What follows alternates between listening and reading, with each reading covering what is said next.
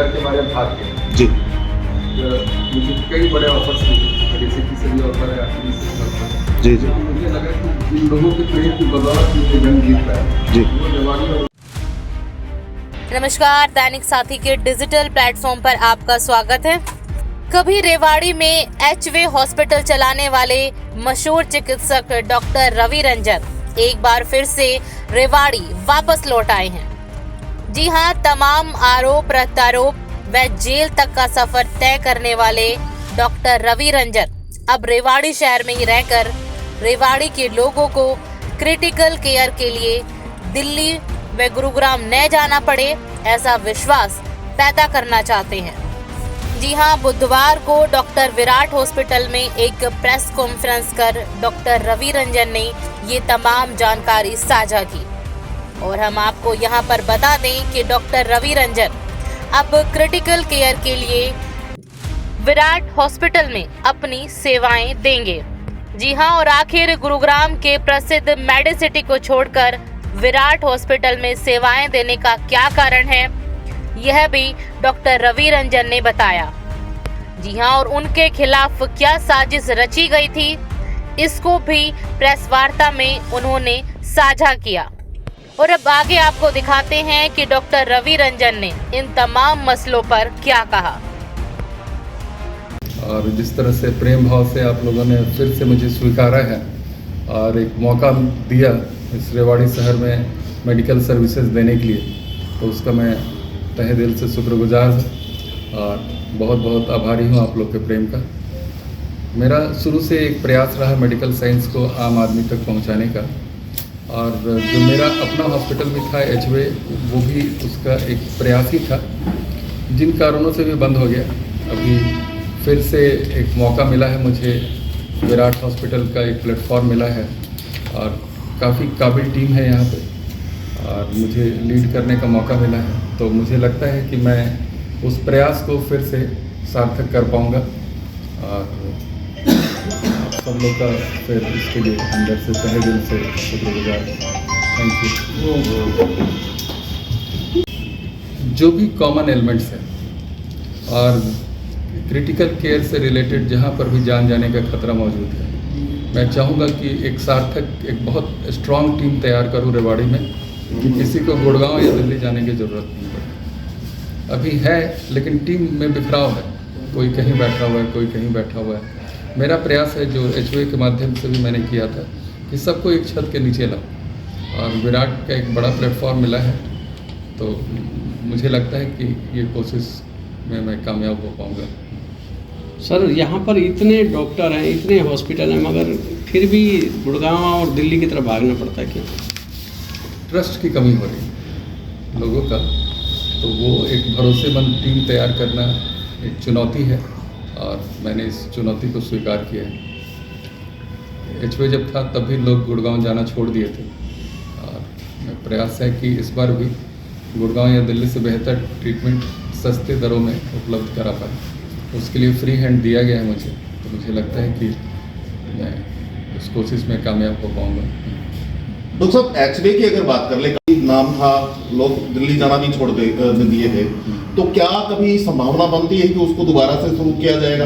और दूसरा प्रश्न मेरा ये है कि आपने विराट को ही क्यों चुना? और भी तो बहुत से आपके लिए दरवाजे खुले हुए हो सकते थे। देखिए,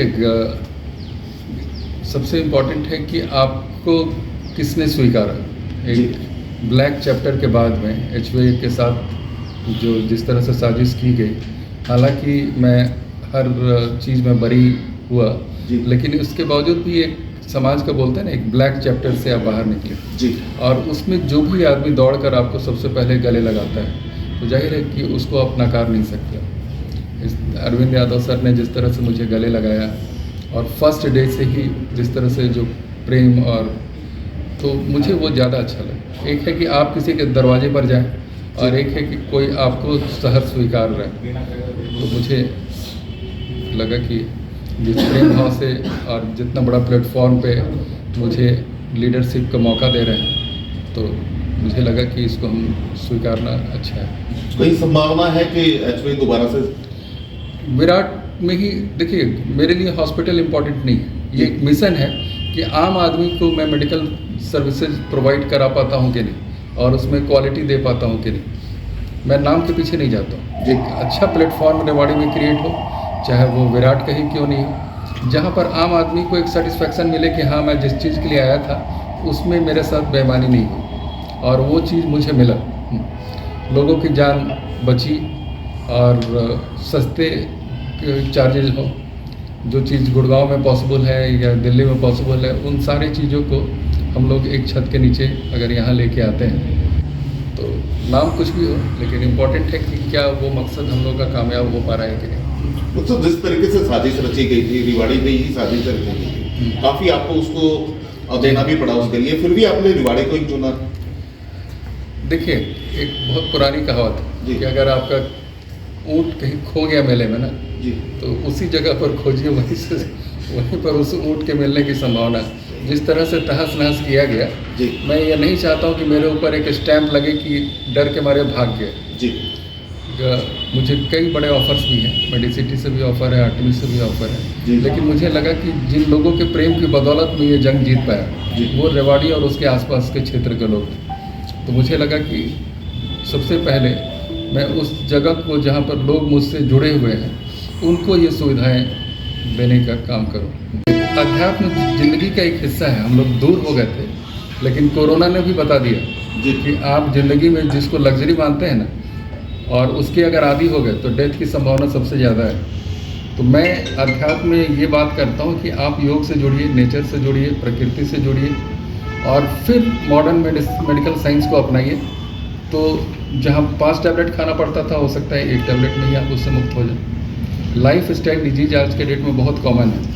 हर तीसरा या चौथा आदमी को डायबिटीज़ है, ब्लड प्रेशर है। उसका समाधान सिर्फ दवा नहीं है, उसका समाधान है लाइफ स्टाइल डिजीज है तो लाइफ स्टाइल मॉडिफिकेशन। वो हम लोग नहीं करते हैं। मेरा पूरा प्रयास रहता है, जो भी मेरे मिलने वाले हैं या जो मरीज़ हैं, कि लाइफ स्टाइल डिजीज़ को पहला प्रयास करिए कि आप लाइफ स्टाइल में मॉडिफिकेशन करिए। और मैंने खुद पे भी एक्सपेरिमेंट किया।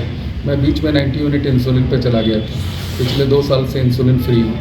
मैं बचपन में 14 साल ब्रोंकियल अस्थमा की वजह से बिस्तर पे रहा। आज मैं आराम से 3 किलोमीटर 4 किलोमीटर दौड़ सकता हूँ। ये दवा की बदौलत नहीं हुआ, ये लाइफ स्टाइल में मॉडिफिकेशन की बदौलत हुआ। और इनफैक्ट मैं तो डॉक्टरों की वजह से डॉक्टर बना। मैं तो IIT कानपुर का स्टूडेंट रहा, 2 सेमेस्टर में 10 पॉइंटर था।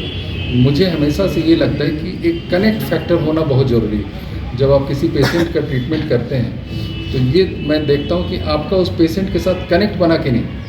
अगर कनेक्ट नहीं है आपका अपने डॉक्टर के साथ, आपका ट्रीटमेंट कामयाब नहीं होगा। हर मरीज़ को ये लगना चाहिए कि ये जो डॉक्टर मुझे ट्रीट कर रहा है, ये मुझसे कनेक्टेड है। तो इस पर मैं हमेशा से फोकस देता हूँ। ये इसको आप अध्यात्म का एंगल बोलो, प्रेम का एंगल बोलो।